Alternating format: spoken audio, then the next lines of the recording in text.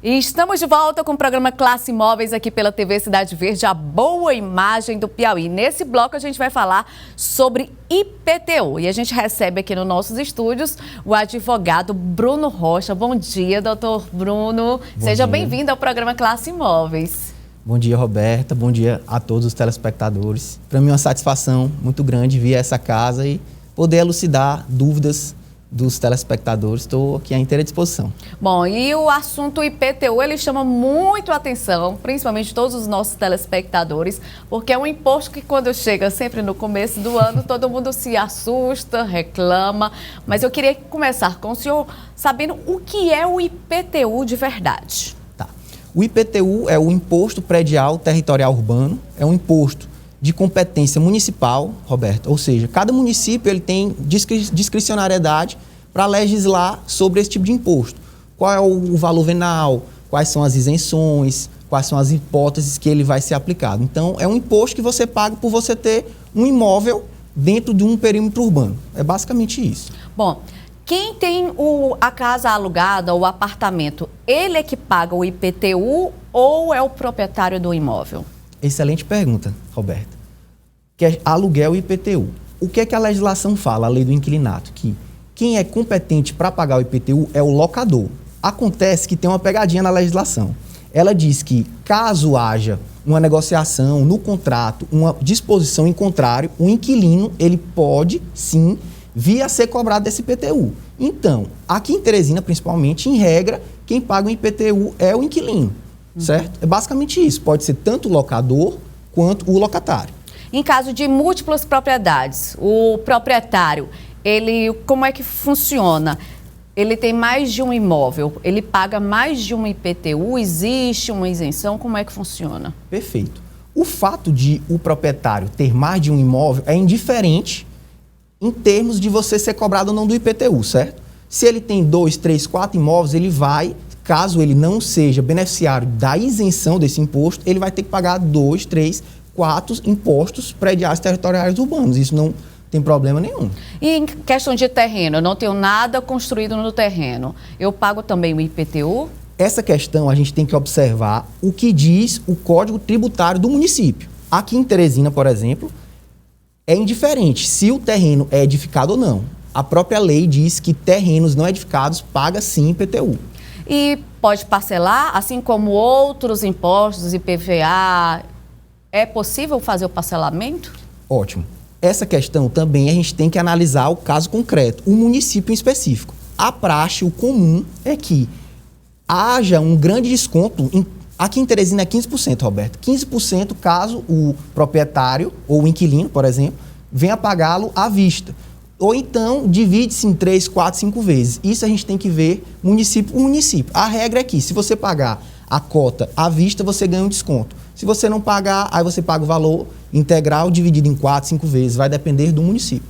E já que a gente está falando de valor, como é que é calculado esse IPTU? É por metro quadrado, por tipo de imóvel, apartamentos, é diferenciado em relação a casas? Existe isso? Existe sim.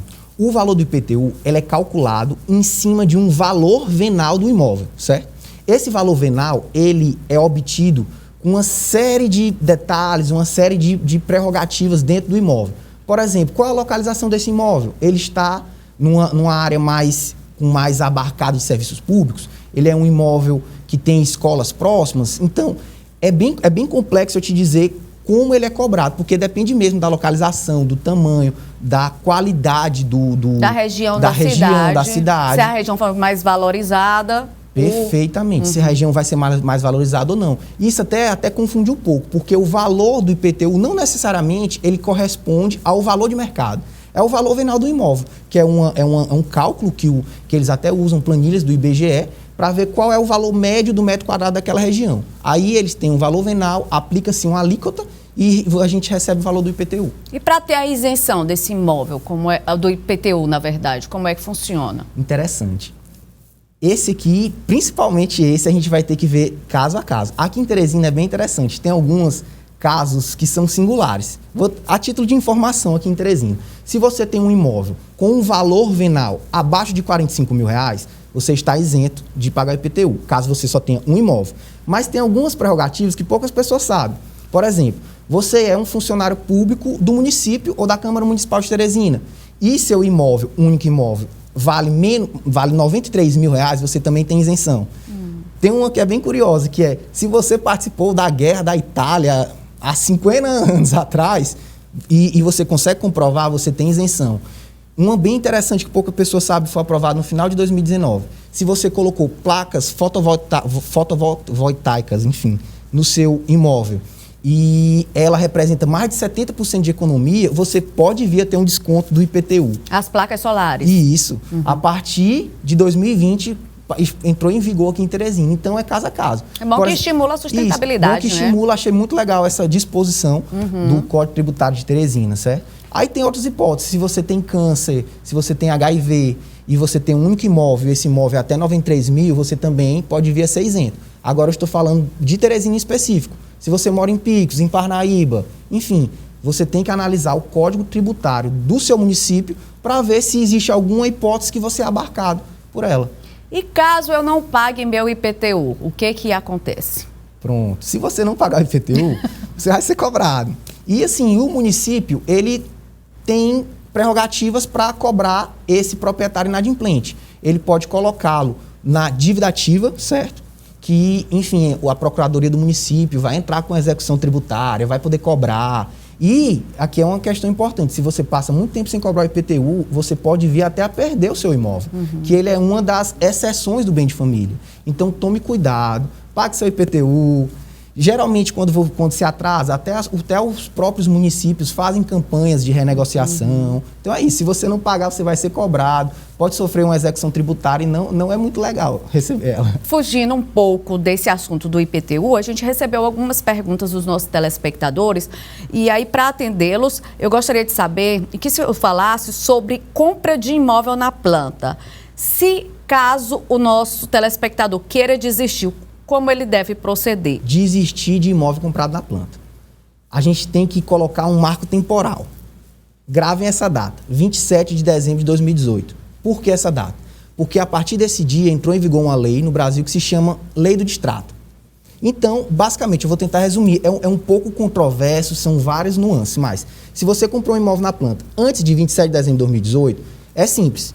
Você tem direito de desistir da compra do imóvel, só que você vai ter uma retenção de 10% a 25% do que você pagou.